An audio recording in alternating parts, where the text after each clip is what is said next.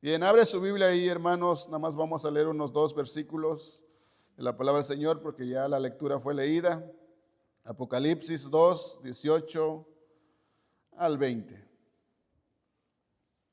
Dice la palabra del Señor así, lea como está escrita, en el nombre del Padre, del Hijo y del Santo Espíritu. Escribe al ángel de la iglesia en Tiatira, el Hijo de Dios, el que tiene ojos como llama de fuego y pies semejante al bronce bruñido, dice esto: yo conozco tus obras y amor y fe, servicio y tu paciencia, y que tus obras postreras son más que las primeras. Pero tengo unas pocas cosas contra ti, que toleras que esa mujer Jezabel, que se dice profetiza, enseña y seduzca a mis siervos a fornicar y a comer cosas sacrificadas a los ídolos. Ahí nada más, pueden sentarse los que se pusieron de pie. Como les decía hace un momento, en cada iglesia Él se presenta, y aquí Él se está presentando como el Hijo de Dios, el que tiene ojos como llamas de fuego. Y siempre, como lo hemos venido haciendo, lo vamos a ver una vez más, en su contexto histórico, cultural, social, religioso, político y teológico. Después, hermanos, hacer una exégesis, hermanos, de cada versículo. Y perdónenme si me voy a pasar de tiempo, porque para poder, hermanos, entender a profundidad, son 2 enseñanzas o más de 2 enseñanzas. Pero voy a tratar de ser breve, hermanos, simplemente resumir lo que es, hermanos, de estos versículos. Tiatira era una ciudad del Asia Menor, como lo hemos venido viendo, de la actual Turquía, situada entre Pérgamo y Sardis. Y perdonen que no pude ponerles el video. Era una ciudad pequeña, la iglesia era una ciudad pequeñita, que hoy en día nada más dentro del pueblo está contornado, tal vez como de unas 3 cuerdas cuadradas o 4 cuerdas cuadradas, lo que era donde estaba el templo de la iglesia de Tiatira.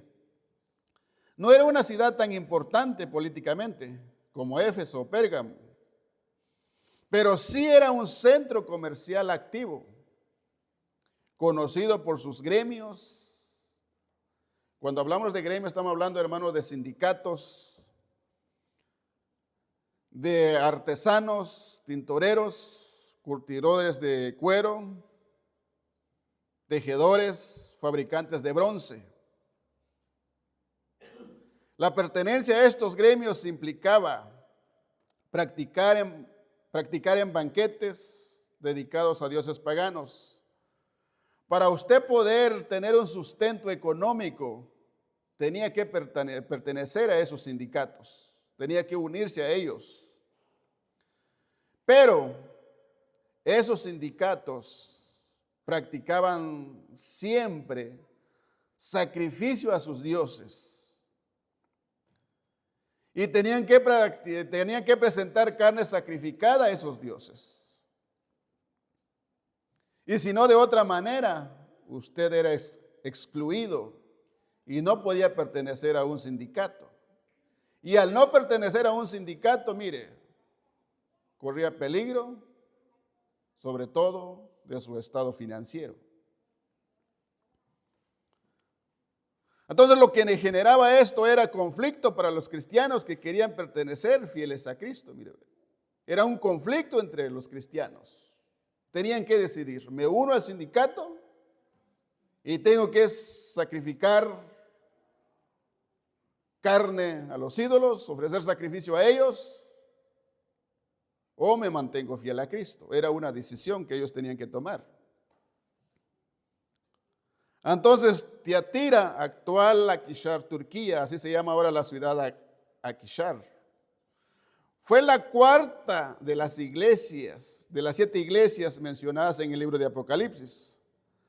A diferencia de otras ciudades prominentes de Asia Menor, como Tiatira, no era un centro político, religioso, masivo, sino un motor económico basado en la industria y comercio.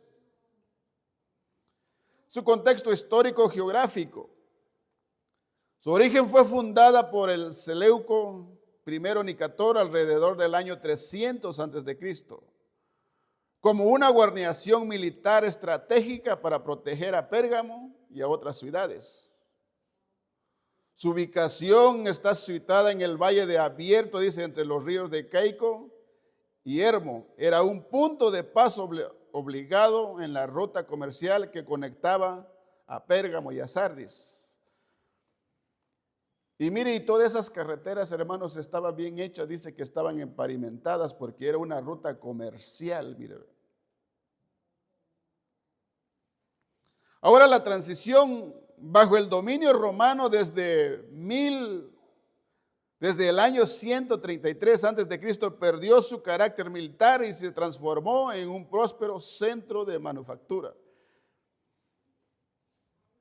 En el año 133 después de Cristo se convirtió en un centro de industria comercial.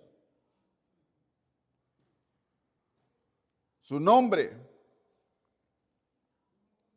Hay muchos argumentos en cuanto al nombre a Tiatira. Muchos dicen que significa sacrificio continuo. Históricamente se le atribuyó el significado de sacrificio continuo o sacrificio de trabajo, o olor de aflicción, relacionado con las actividades de gremios comerciales que se practicaba.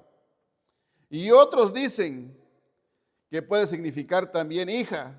Una tradición indica que Seleuco Nicator renombró la ciudad al enterarse del nacimiento de una hija y supuestamente lo puso Tiatira.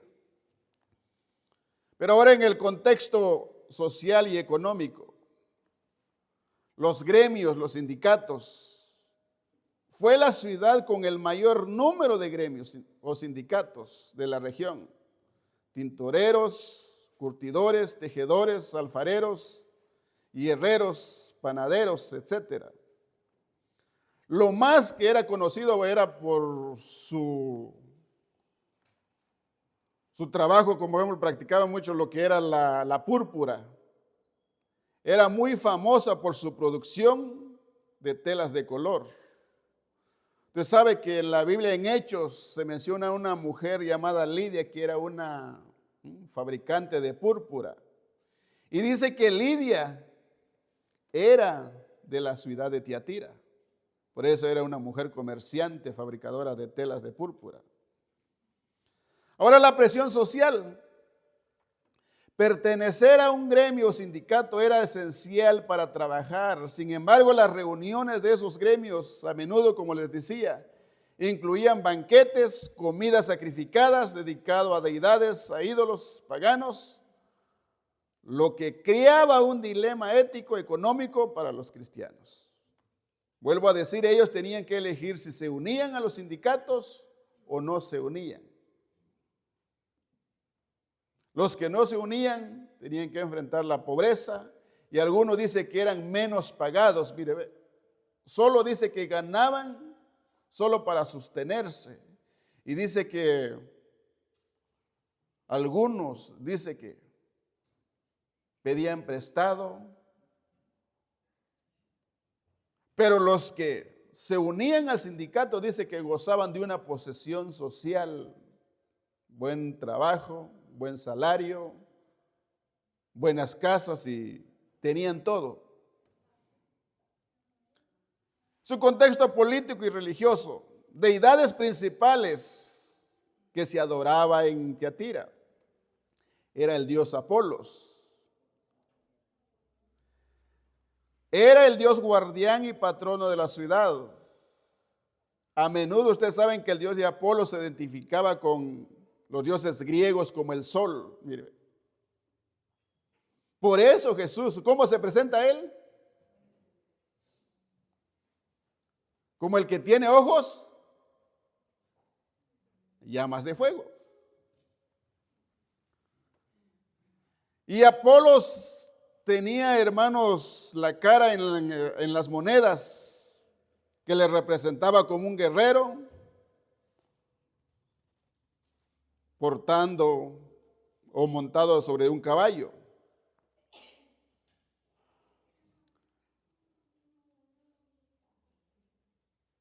También se rendía culto imperial, se practicaba la adoración al emperador romano César, quien era proclamado como el Hijo de Dios encarnado. Pero recuerda que la semana pasada dijimos que Apolos era un hijo de Zeus. ¿Y quién era Zeus? Se creía el Dios grande, que no había otro Dios como él, que él era el gran rey. Y Apolos se creía que era hijo del Dios de Zeus, el hijo del Dios gran rey. Y por eso Jesús, ¿cómo se presenta aquí?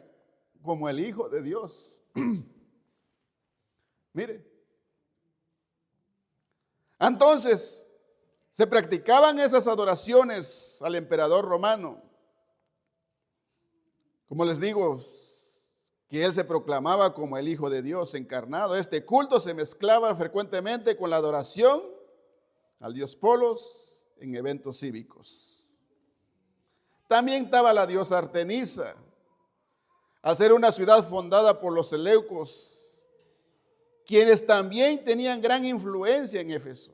El culto a Artemisa estaba presente, aunque con menor relevancia que en las otras ciudades vecinas, como en Éfeso. Ahora, influencia imperial, donde que el emperador era llamado hijo de Dios, Apolos era considerado hijo de Zeus, dios de dioses. Pero por eso, como les decía hace un momento, Cristo se presenta a esta iglesia específicamente como el Hijo de Dios, reafirmando su autoridad única. Mire, por eso usted está entendiendo ahora por qué Jesús se presenta a él. Mire qué dice. Escribe al ángel de la iglesia en Tiatira, el Hijo de Dios, el que tiene ojos como llamas de fuego y pies semejante a bronce bruñido, dice esto. Ahora, hermanos, el elogio del Señor a la iglesia de Tiatira. El Señor alaba su crecimiento, amor, fe, servicio y paciencia, señalando que sus obras recientes eran mayores que las primeras.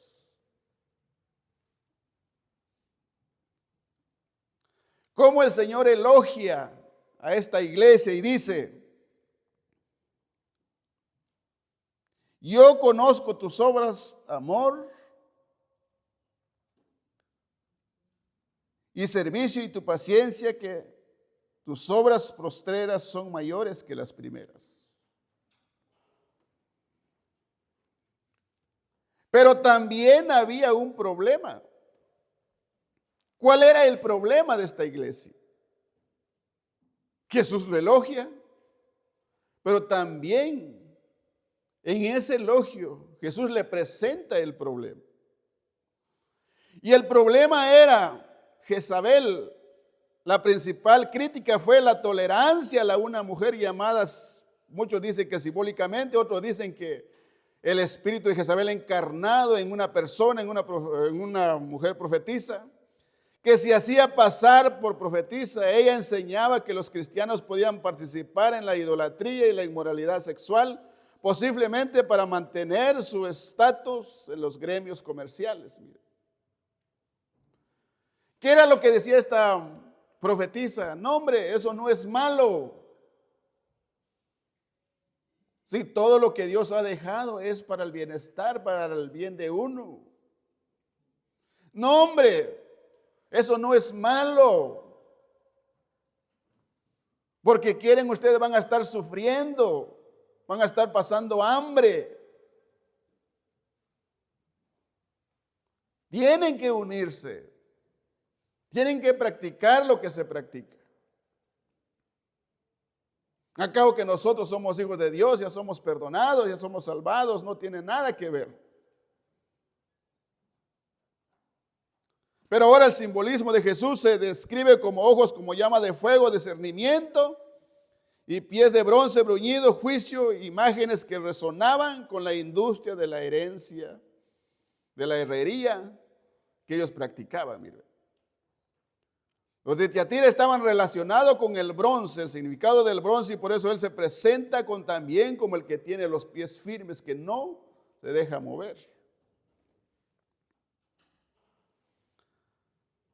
Entonces, ahora sí, hermanos, el versículo 18. Cristo se presenta como el Hijo de Dios. Título que enfatiza su autoridad divina frente a los dioses locales.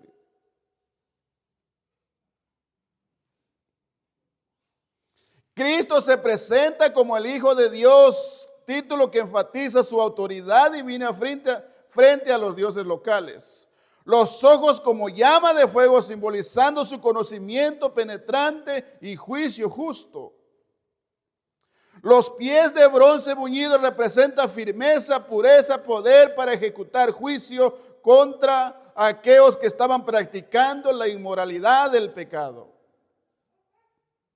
Sabemos que Tiatira era una ciudad famosa por su trabajo y todo lo que ellos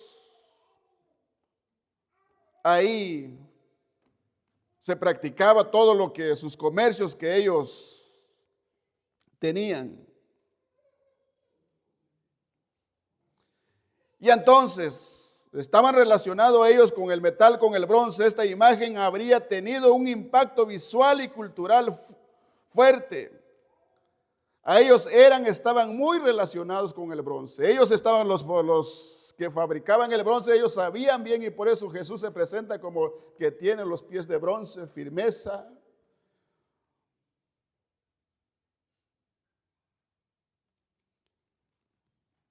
Entonces lo que nosotros podemos aprender es de que Cristo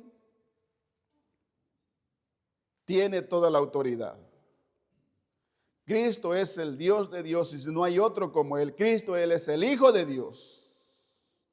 Cristo es el que conoce nuestra vida, lo más íntimo, lo más profundo de nuestro corazón. Que nada se puede esconder delante de Él. Él tiene un conocimiento penetrante, pero sobre todo también Él es el Hijo de Dios y no hay nadie como Él. El versículo 19 dice: yo conozco tus obras. Son palabras que Jesús, hermanos, pronuncia a esta iglesia. El conocimiento, hermanos, de Dios, que nada se puede esconder delante de Él y no hay nada que Él no puede conocer. Él es el Dios omnisciente, dice que todas las cosas están descubiertas a sus ojos. Entonces, hermanos, esto significa que Él tiene un conocimiento profundo, minucioso y personal de las acciones de cada persona. Toda acción, todo lo que se hace, está siendo visto por el Señor Jesús, que tiene ojos como llama de fuego. Una mirada que penetra hasta lo profundo del corazón. Y no lo podemos engañar a Él, decir, no, pues nadie nos está viendo, nadie nos vio. Él conoce nuestra vida. Dice, ¿cuáles eran las acciones de esta iglesia? El amor, la fe, el servicio y la perseverancia de esos creyentes. Él conocía. Y es por eso que es un elogio a su crecimiento espiritual constante, indicando que sus acciones actuales eran mejores y más numerosas que al principio. Mire. Entre más que ellos iban creciendo, iban trabajando más. No era una iglesia como hoy en día. No, ya trabajamos, ahora que trabajan los jóvenes, que trabajen ahora los demás. Nosotros ya servimos. Ahora que lo hagan otros, ahora que ven ellos. No era una iglesia que decía eso, sino que al contrario dice que sus obras eran mayores que las primeras.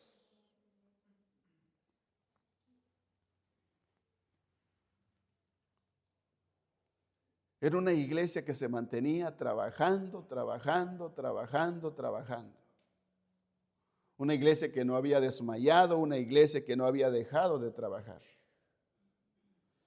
Y es por eso que Jesús los elogia a ellos por ese trabajo. Uno, es el amor. Ellos se amaban entre hermanos, practicaban el amor, amaban a Dios con todo su corazón. Tenían la fe puesta en Jesucristo, que Él era el único Hijo de Dios vivo y verdadero. Su servicio a la comunidad, su perseverancia, hermanos, en pruebas, en aflicciones. Mire, como les decía, su perseverancia era de que ellos se habían mantenido fieles a Dios, a pesar de lo que se practicaba, a pesar de los sacrificios, a pesar de no pertenecer a un gremio o un sindicato. Ellos perseveraban sirviendo al Señor. Imagínense. Al no participar, hermanos, de los sindicatos. Hoy en día, mire, pero es que si no hago esto, mire, ¿cómo tengo necesidad? Mire, pero ¿cómo voy a trabajar? ¿Cómo voy a sostener a mi familia?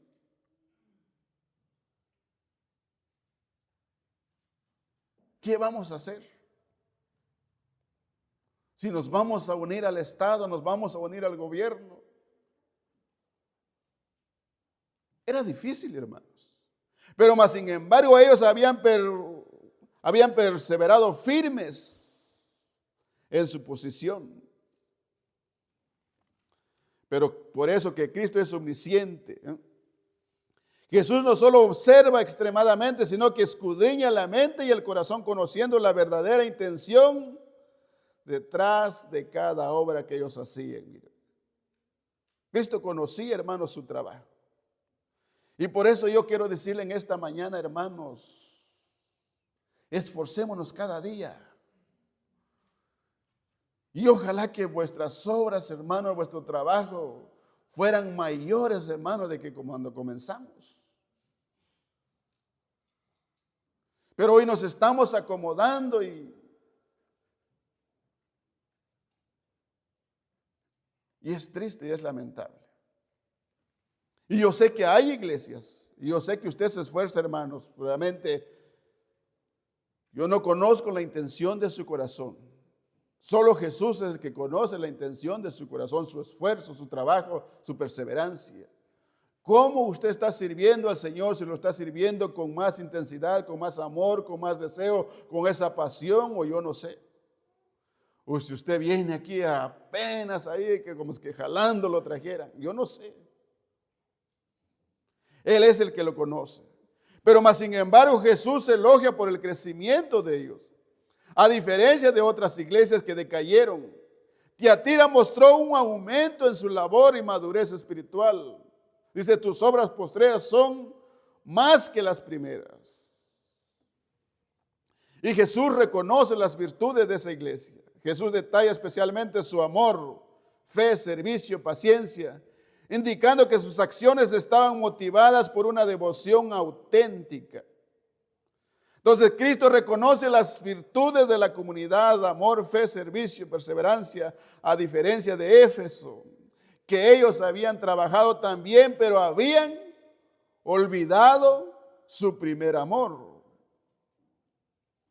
Tiatira muestra crecimiento espiritual, sin embargo, este elogio prepara el terreno para una reprensión posterior a la iglesia. Es activa, madura en obras, pero tolera el error doctrinal. Y de veras, cuando yo estaba leyendo esto Y por ejemplo, también quiero adelantarlo un poquito para la semana que viene en la iglesia de Sardis. Cuando yo leía aquí, hermanos, y leía también a la iglesia de Sardis, cómo ellos aparentaban ser una iglesia viva. Pero ¿qué le dice el Señor? Estás muerta. Y aquí leyendo, hermano, una iglesia que se habían, hermano, esforzado en el amor, la fe, el servicio, la perseverancia. A diferencia de otras iglesias, pero más sin embargo, yo no sé si habían alcanzado una madurez en discernimiento, yo no sé. Pero más sin embargo, Jesús los reprenda.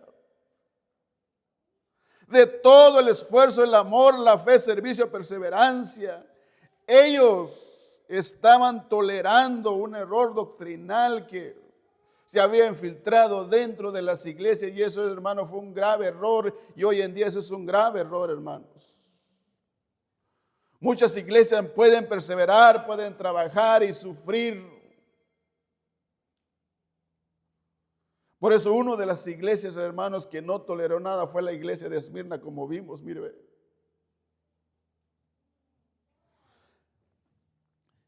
Y por eso que nada más hay dos iglesias que se hallan fieles al Señor, las demás son reprendidas. Por ejemplo, la iglesia de Éfeso habían trabajado, pero ellos sí, hermanos, tenían un discernimiento doctrinal, habían mantenido la doctrina, pero ¿qué pasó? Dejaron su amor. Y aquí ellos habían, hermanos, tenido ese amor, esa vez servicio, esa perseverancia, pero habían permitido que otros se infiltraran y enseñaran una falsa enseñanza. Yo no sé si porque no había el discernimiento o lo hicieron a conveniencia. Pero ahora vemos el versículo 20 que dice, el pecado, hermano, de la tolerancia. Y yo me estaba preguntando el día de ayer en la noche cuando llegué a la casa revisando, hermanos, ¿será bueno tolerar, hermanos, el pecado? ¿Qué dice usted? Por ejemplo, ¿cuánto usted tolera las faltas de su familia, de sus hijos en su casa? ¿Cuántos toleran las faltas? Usted pone un límite.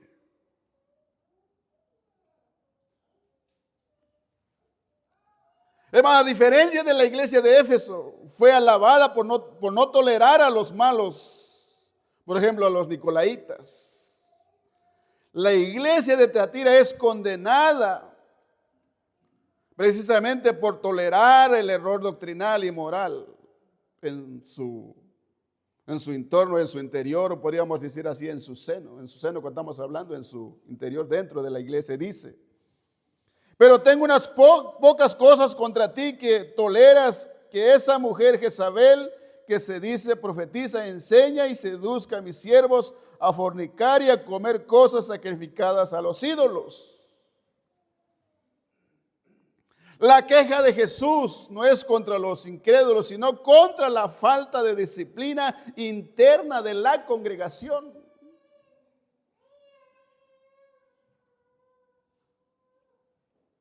Eso nos da a entender, hermano, que toda, hermanos, falsa enseñanza y toda inmoralidad que se practica dentro de la iglesia o que debe suceder, hermanos, rápidamente debe ser disciplinada, no debe ser tolerada.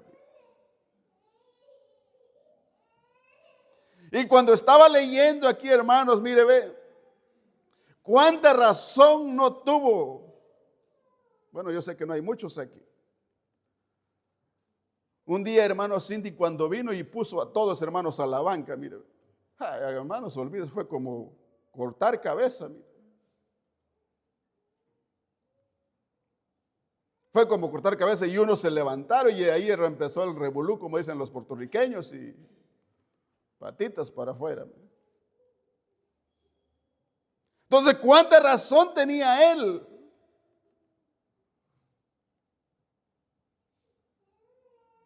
Y mire, y lo que pasó en esta iglesia, ellos toleraron, permitieron que se infiltrara y que se empezara a ejercer falsas enseñanzas por medio de esta mujer llamada Jezabel.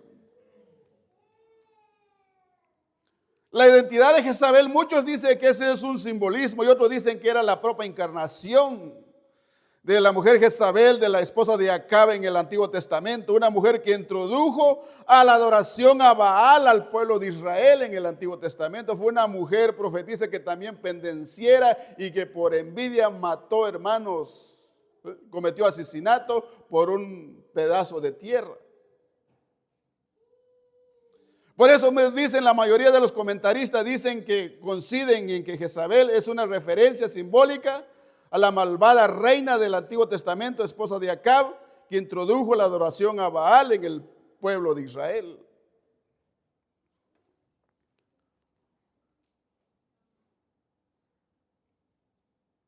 Falsa profetisa. Tiatira se trataba de una mujer, hermanos.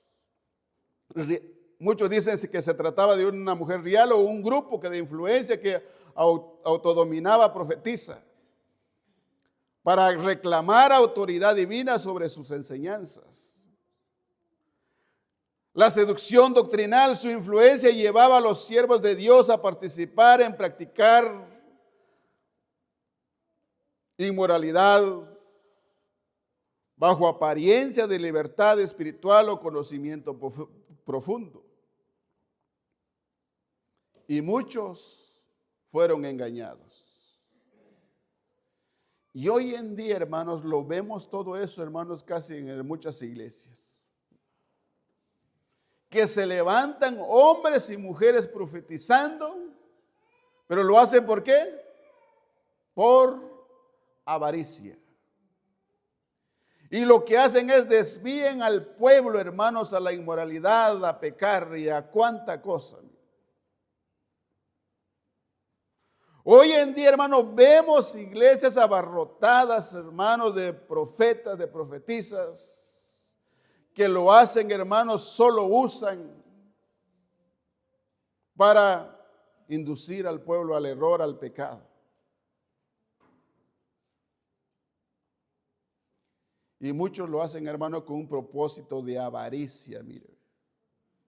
Se paran y dicen, así dice el Señor, que viene una gran bendición y que tienes que hacer esto y mira, y empieza, hermanos, a profetizar y a decir muchas cosas. Y algo que hace como unos 2 años estaba aprendiendo, hermanos, en cuanto, hermanos, una iglesia que acepta y recibe, hermanos, un mensaje de un profeta de esos que existen hoy en día, dice que una iglesia que ya está condenada, mire. Es duro, hermano, y cuando yo escuchaba eso, de veras, hermanos, me partió el corazón. Que una iglesia que acepte, hermanos, a un profeta o que acepte sus palabras de ese profeta, o más bien una iglesia que dice amén a lo que dice un profeta que no está de acuerdo a la palabra del Señor, está condenada, mire. Y lo que trae, hermano, esa iglesia es destrucción.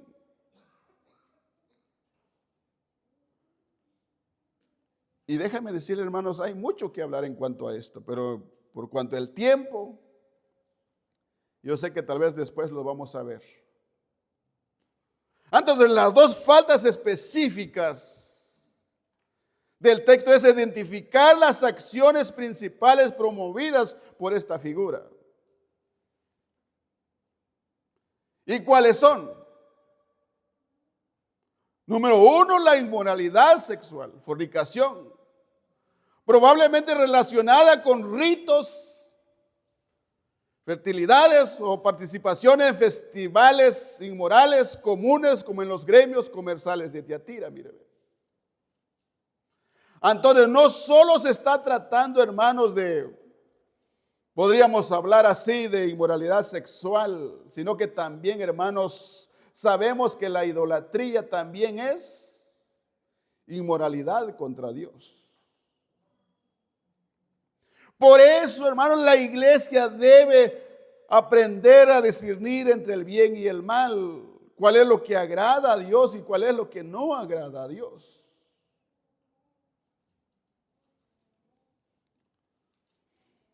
Número 2, comer lo sacrificado a los ídolos. Entonces, en Tiatira era casi imposible participar en la vida económica de asistir a banquetes donde se servían carne sacrificada a dioses paganos. Jezabel enseñaba que los cristianos podían ceder a esto sin comprometer su fe, que no era malo, que eso estaba bien. No, hombre, eso no es pecado.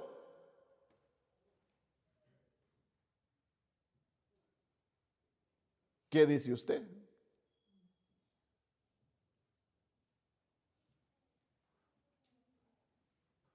Es una pregunta que nos tenemos que hacer. Por ejemplo, aquí no tanto se practican, hermanos, muchas tradiciones.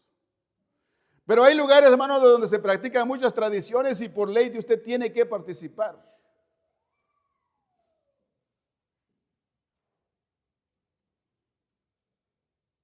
Por ejemplo, ya viene lo que llaman aquí el 15 de septiembre en Georgetown, que celebran, dice, la herencia latina, la cultura latina, dice. Y ahí vamos nosotros también allá, mire. Con usted su banderita ahí de Guatemala, viva 15 de septiembre. ¿Será malo eso?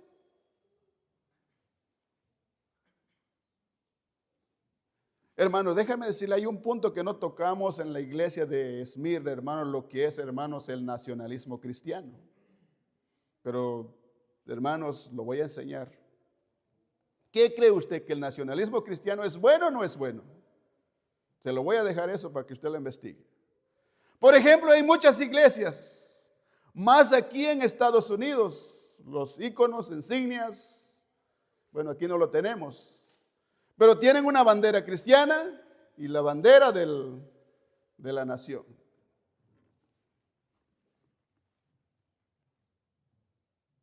Y todo eso. Y mire, por ejemplo, allá, hermanos, en nuestro país, mire, se celebra una actividad. Primero entra la música y entra con la bandera nacional. Y atrás viene el canto ahí firme hacia adelante, se entra la bandera cristiana. ¿Qué de malo eso tiene, pastor? Lo vamos a ver después. Y entonces, ¿qué era lo que inducía a esta mujer? Que decía que todo estaba bien, que no era malo. Pero recuerda que al participar, hermanos, en todas las festividades, ya, hermanos, usted sabe cómo ya terminaban. Mire. ¿Cómo ya terminaban? Por ejemplo, usted va a ir a un carnaval y mire, usted sabe cómo va a terminar ese carnaval. ¿Cómo termina? Personas borrachas, personas arrestadas, disturbios y cuánta cosa, mire. Pero ella decía que estaba bien. Y mire cuántos profetas hoy en día, mire, ahí es el Señor, que tú como hijo de Dios tienes que gozar y tienes que vestir. Y empiecen, hermanos, a decirle un montón de cosas.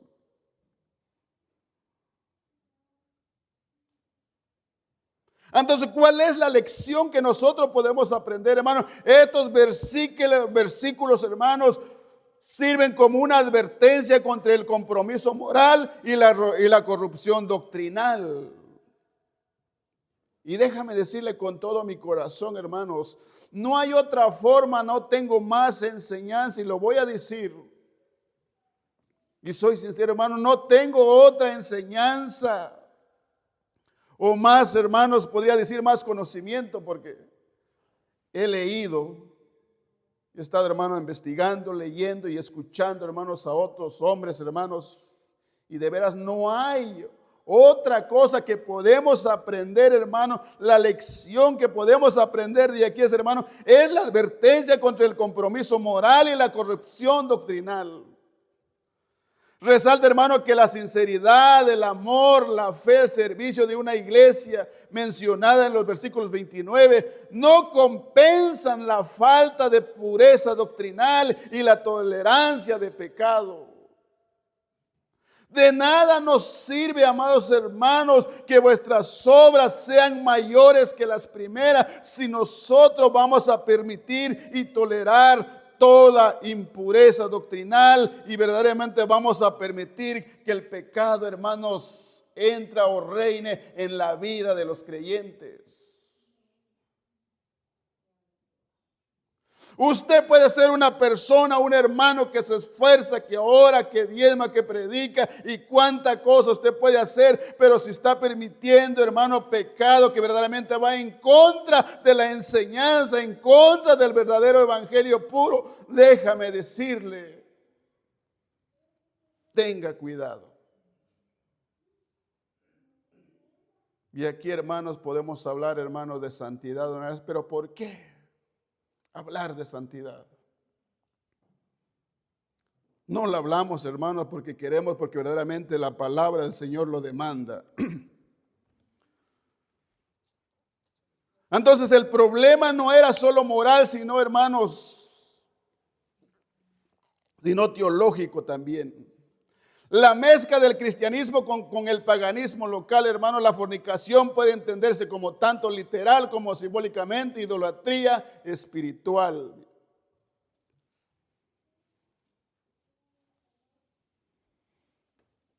Y entonces nosotros debemos ser conscientes, hermanos, que todo lo que a Dios no le agrada, también nosotros lo debemos de rechazar. Versículo 21.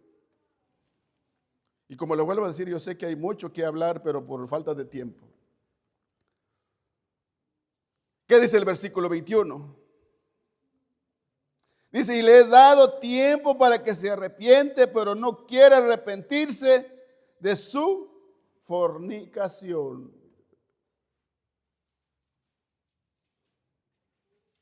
Le he dado tiempo para que se arrepiente y no quiere arrepentirse.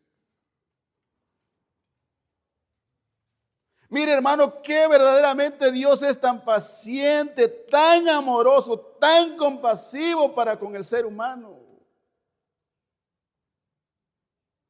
¿Cuántas veces Dios no nos habla y nos dice, deja ese pecado, estás viviendo mal, haga un cambio en tu vida? Ese pecado te va a llevar a la destrucción. Con el tiempo vas a sufrir las consecuencias.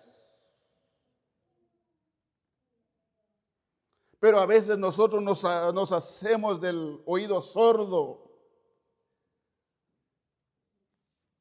Pero también destaca la paciencia divina, hermano, pero también la responsabilidad humana al afirmar que Jesús dio tiempo a Jezabel. Le dio tiempo para arrepentirse de su inmoralidad y de las falsas enseñanzas. Y entonces, hermanos, aquí, hermanos, lo que subraya es el pecado es una decisión obstinada de no arrepentirse, lo que inevitablemente lleva al juicio divino.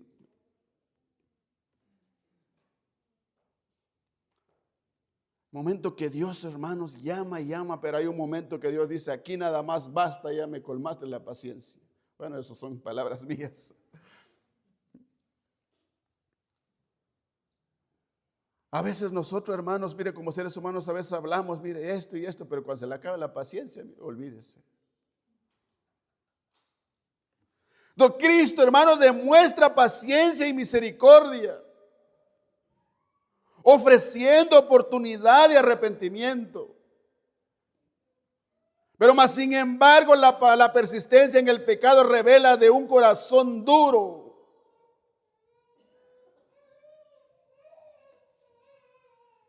¿Y qué sigue diciendo? Y le he dado tiempo para que se arrepiente, pero no quiere arrepentirse de su fornicación. Mire. No, hombre, estoy bien. Es mi vida. Acabo que Dios es amor. acabo que Dios perdona. ¿Cómo Dios va a traer juicio si Dios es amor? Y el hombre empieza a decir muchas cosas. Pero déjame decirle, hermano, esto refleja la justicia divina que no actúa impulsivamente, sino después de ofrecer gracia, el juicio es eminente. Entonces este versículo, hermano, 21 es el preludio al juicio mencionado en el versículo ya 22 y 23, indicando que la paciencia de Dios tiene un límite cuando se tolera el pecado activo.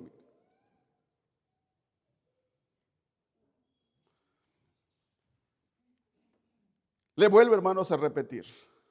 Dijo un predicador porque me gustó esto. Dice, después de él, de demostrar su gracia, su amor, el juicio es eminente, hermanos. Dice el versículo 22 y 23 es el preludio del juicio mencionado, hermanos, indicando que la paciencia de Dios tiene un límite cuando se tolera el pecado. En otras palabras, Dios dice, basta ya. Basta ya. Y por eso Deuteronomios 32, del 37 al 42, ¿qué dice? Si yo afilare mi reluciente espada, ¿quién podrá librarlo de mi mano? Yo soy el que hiero, yo soy el que sano, yo doy vida y yo quito. Yo tengo poder para dar la vida y yo tengo poder para quitar la vida. ¿Y quién podrá detener mi mano si afilare mi reluciente espada? Hay momentos, hermano, que Dios demuestra su amor, pero Dios tiene un límite también y Dios no puede tolerar el pecado.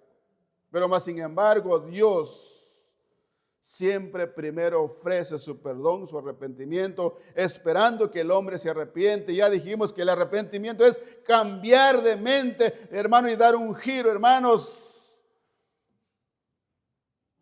y volverse a Él.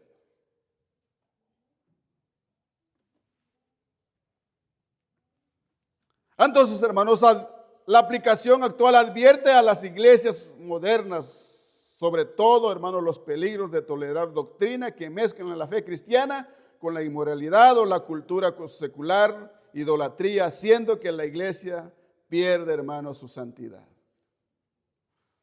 Hace que la iglesia pierda, hermanos, su pureza, que la iglesia pierde su verdadera identidad como hermanos, como iglesia, y hace que los cristianos pierden su identidad como hijos de Dios. ¿Qué dice el versículo 22? He aquí que yo la arrojo en cama y en gran tribulación, y los que con ella adulteran, si no se arrepienten de las obras de ella. Dice, y a sus hijos heriré de muerte, y todas las iglesias sabrán que yo soy, que escudriña la mente y el corazón, y os daré a cada uno según vuestras obras. Por eso él dice, he aquí yo vengo pronto para recompensar a cada uno según sea su obra. Entonces, hermanos, versículo 22, la cama, hermanos, es irónicamente el lugar de castigo, aludiendo a su pecado, representa enfermedad, sufrimiento, juicio divino. Los que participan con ella en sus prácticas también serán castigados a menos que se arrepienten. El mensaje subraya la responsabilidad individual y colectiva dentro, hermanos, de la iglesia.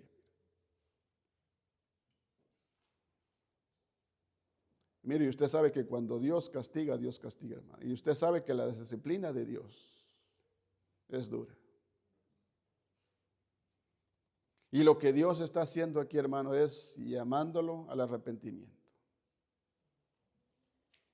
Pero ¿qué dice? Ni así quiere arrepentirse. El versículo 23, sus hijos, hermanos, representan a los seguidores o discípulos de la falsa profetisa, Cristo se presenta como el juez que conoce las intenciones más profundas y mente y corazones. El juicio tiene un propósito ejemplar de todas las iglesias. Reconozcan su autoridad y justicia. Teológicamente, hermanos, reafirma la omnisciencia y la soberanía de Cristo. La omnisciencia y la soberanía de Cristo, hermano, que Dios conoce, que Dios es omnisciente y que Dios es soberano. Cuando hablamos, hermano, de esa soberanía, que Dios es firme en lo que dice. Y cuando Él habla, habla porque habla y nadie lo puede, hermano, callar. Tengamos cuidado, hermanos. Pero a mí me llena, hermano, de gozo. ¿Cómo mira Dios, hermano, demuestra su amor? Mira. Haz, hermano, mira. No es de que como nosotros condenamos, si no te arrepientes te vas al infierno y cuánta cosa. Si no, pues un rayo caerá sobre ti. Dios, hermano, no es así, hermano. Llama y disciplina y... ¿Qué dice el versículo 24? Pero a vosotros, a los demás que están en Tiatira, a cuantos no tienen esa doctrina y no han conocido lo que ellos llaman las profundidades de Satanás, yo os digo, no os impondré otra carga. Mire, recuerda, hermano, que no era toda la iglesia, hermano, eran algunos. Eran algunos, hermanos, que habían, hermanos,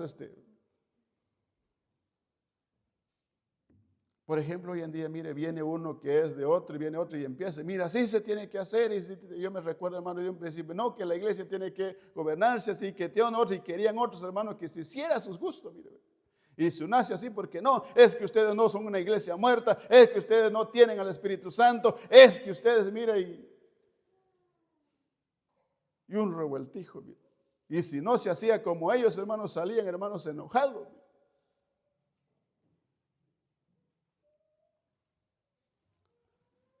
Cristo distingue, hermanos, entre los fieles y los que han caído, hermanos, en el error. Por eso, hermanos, de veras, debemos, hermanos, aprender a distinguir entre el bien y el mal, el error y una sana doctrina, hermanos.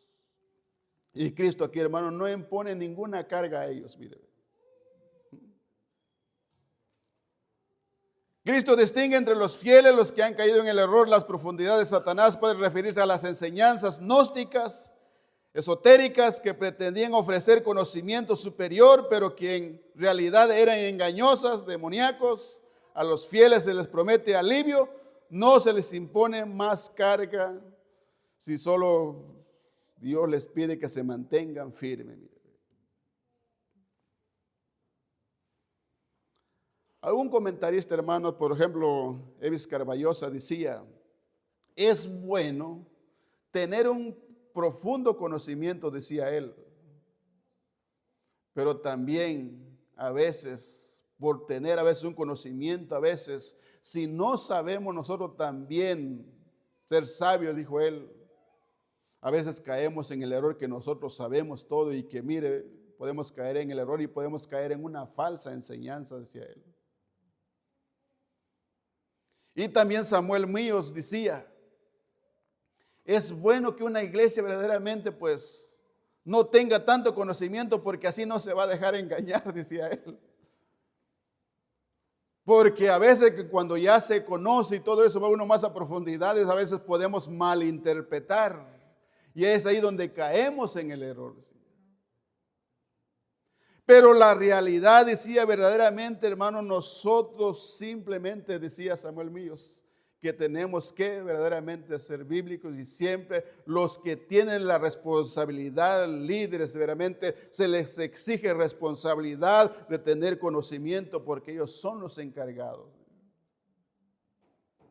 Claro, la iglesia no puede tener conocimiento, pero verdaderamente el líder, el encargado, tiene esa responsabilidad y saber y no permitir que alguien venga con otra falsa enseñanza, con una falsa doctrina. Entonces él decía, Evis Carballosa decía, tanto como lo uno y los dos son buenos, porque de esa manera se puede distinguir entre el error. Si todos no tienen conocimiento, dijo, Va a venir uno y cabal, decía mi papá, pues les van a dar atol con el dedo, decía. Y él decía, estudia, mijo, estudia para que nadie te dé atol con el dedo, decía. El versículo 25. Una exhortación, hermanos, a la perseverancia. Dice, pero los que tenéis, retenerlo hasta que yo venga. Mire, ¿cuál era lo que ellos tenían, hermanos? El amor, la fe, la perseverancia. Mire, retengan lo que tienen y manténganlo hasta el firmes. Entonces, una exhortación, hermanos, la perseverancia en medio de la presión social, religiosa. Los creyentes deben conservar su fe, fidelidad. Entonces, teológicamente apunta a la esperanza escatológica, hermanos, de la venida de Cristo como motivación para, hermanos, la constancia. Mire. Perseveremos, hermanos, hasta que Cristo venga. ¿Cuándo será? No lo sabemos, pero es un llamado a perseverar hasta que Cristo venga. Versículo 26, la promesa, hermanos, a los vencedores. Por ejemplo, ¿alguien me puede leer el Salmo 2:8-9? ¿Qué dice el Salmo 2:8-9?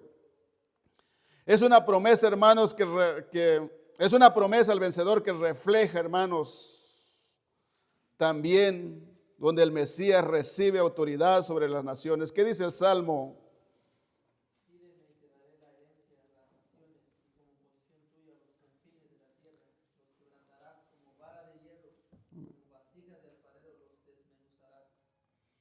Mire, hermanos, y aquí, hermanos, mucha gente han tergiversado esta enseñanza. Mire, dice el bebé, pídeme y yo te daré las naciones por herencia. Nosotros vamos a gobernar, nuestros hijos van a gobernar y Dios te va a dar todo esto.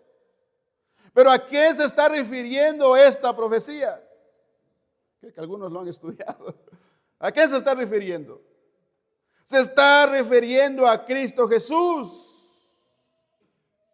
No se está refiriendo que a alguien, hermano, va y va a pedir y que Dios le va a dar por herencia, que Dios le va a dar esto y todo. No, se está refiriendo a Cristo Jesús, a la venida de Cristo cuando Él iba a gobernar como Mesías y Rey de Reyes, como el Salvador del mundo.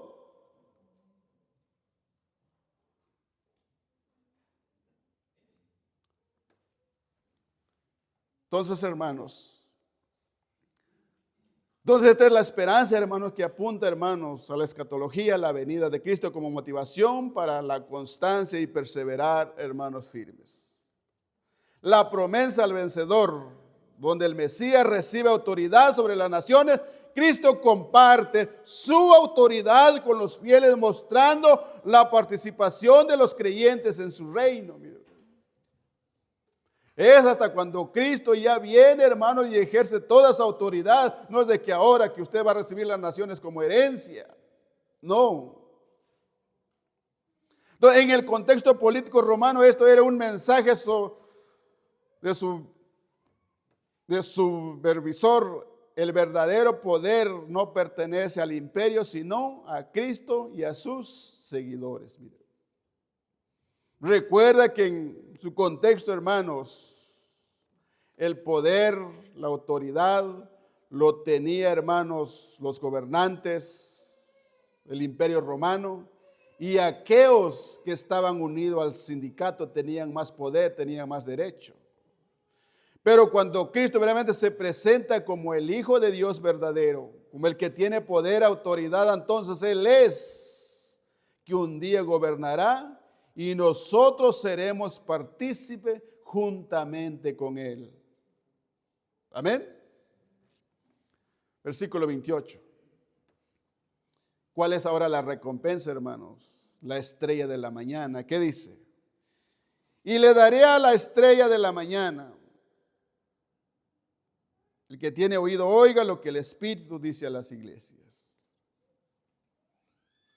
Entonces, hermanos, la estrella de la mañana simboliza a Cristo mismo, hermanos, como lo vemos en Apocalipsis 22:16. Es una promesa de comunión íntima con Él, de esperanza y de resurrección. Entonces, por ejemplo, en la cultura antigua, Venus representaba, hermanos, victoria y renovación. Y Cristo aquí verdaderamente está representando como la esperanza y la resurrección, hermanos, de una vida continua y una vida de comunión con Él por los siglos de los siglos. Mire, esa es la esperanza que nos da, hermano, Cristo Jesús. Y para terminar, hermanos, versículo 29, hace una exhortación final. Al escuchar, hermanos, la palabra. Dice, el que tiene oído, oiga lo que el Espíritu dice a las iglesias. Entonces el mensaje no es solo para Tiatira, sino para todas las iglesias. Dice, el que tiene oído, oiga lo que el Espíritu dice a las iglesias. El mensaje es no solo para Tiatira, sino para todas las iglesias. Entonces, teológicamente, hermanos, subraya la acción del Espíritu Santo como mediador de la revelación y la necesidad de discernimiento. Apocalipsis, hermanos, 2, 18 al 29, en el Nuevo Pacto, llama a la iglesia a no tolerar falsas doctrinas. Y quiero que verdaderamente esto usted aprenda tan siquiera esto se lleva del mensaje. Apocalipsis llama a la iglesia a no tolerar la falsa doctrina, ni a la inmoralidad simbolizada por Jezabel, exhortando a la santidad, fidelidad. Jesús se revela como el Hijo de Dios que escudriña mente y corazones, demandando arrepentimiento, perseverancia en las obras del amor, fidelidad y hasta su venida. Aplicaciones prácticas ahora, hermano, para nuestra vida. Rechazo a la tolerancia de pecado. La iglesia de hoy debe confrontar, no tolerar enseñanzas que promueven fornicación o idolatría, amor al dinero o a placeres y en cuanto está relacionado a este mundo, etc. Requiere, hermano, fidelidad a la sana doctrina. Se enfatiza mantener la pureza del evangelio y no ceder ante corrientes que mezclan la fe con prácticas paganas o inmorales. Aprenda esto, hermanos. Juicio y santidad. Cristo como juez escudriña la motivación interior y el comportamiento, lo que implica que el servicio activo no excusa falta de santidad moral. Recompensa al vencedor. A quienes perseveran y rechazan las profundidades de Satanás, falsas enseñanzas, se les promete autoridad y la recompensa de la estrella de la mañana. Llamado, hermanos, a la perseverancia, la orden principal es retener firmemente la sana doctrina hasta la venida de Cristo por su iglesia. Y ese mensaje, ese llamado no es solo a la iglesia de Tiatira, sino ese llamado es para la iglesia, es para usted y para mí y para todo aquel que ha creído en Cristo Jesús. Conclusión, hermanos. El mensaje a Tiatira combina, hermanos, el elogio, la advertencia. Cristo valora el amor, la fe, la perseverancia, pero condena la tolerancia del pecado y las falsas enseñanzas. En un contexto donde la presión social y económica empujaba a los cristianos a comprometerse su fe, ese llamado es a la pureza doctrinal y moral, con la promesa de autoridad y comunión eterna con Cristo para los que vencen. Ese mismo llamado es para la iglesia de hoy, es para usted y para mí también, hermanos, que verdaderamente el Señor nos ayude y nos dé a su gracia. Ahora le hago la pregunta, ¿qué hará usted hoy con este mensaje? ¿Cómo usted está viviendo su vida? Tal vez usted ha perseverado en la fe, en el amor, se ha sacrificado, pero ¿cuánto pecado usted está tolerando en su vida? ¿Cuánto pecado usted ha permitido en su vida? ¿Y cuánto tiempo Dios le ha dado para que se arrepiente y no lo ha hecho? ¿Cuánto tiempo usted más va a tardar tolerando eso? Déjame decirle con todo el amor de mi corazón, hermanos, Cristo está allá con su espada aguda, afilada de 2 filos para disciplinar el pecado. Y dice, si yo afilare mi reluciente espada, ¿quién podrá librarle de mi mano? Ese llamado es para usted y para mí. Póngase de pie. Si usted está tolerando algún pecado en su vida, es momento que se arrepiente. Y venga y confiese su pecado. Si el Señor le ha dado esta oportunidad hoy es porque le ama. Yo no sé cuánto tiempo más el Señor le estará dando. Pero si usted tiene oído para oír, oiga lo que Él nos ha hablado en esta mañana. Pongámonos de pie y oremos. Quiere venir al altar, venga, y si no, pues ahí reconcíliese con el Señor. Reconozca sus faltas, sus errores. Padre amado, en esta hora te damos gracias por tu amor, por tu bondad y fidelidad. Gracias, gracias por tu palabra. Gracias, gracias, porque tú eres un Dios bendito, un Dios eterno, un Dios de toda honra, un Dios de toda gloria. Hoy tú nos has llamado, Señor, a escudriñar nuestra vida, a escudriñar nuestros corazones. Tú que conoces lo más íntimo, tú que con ojos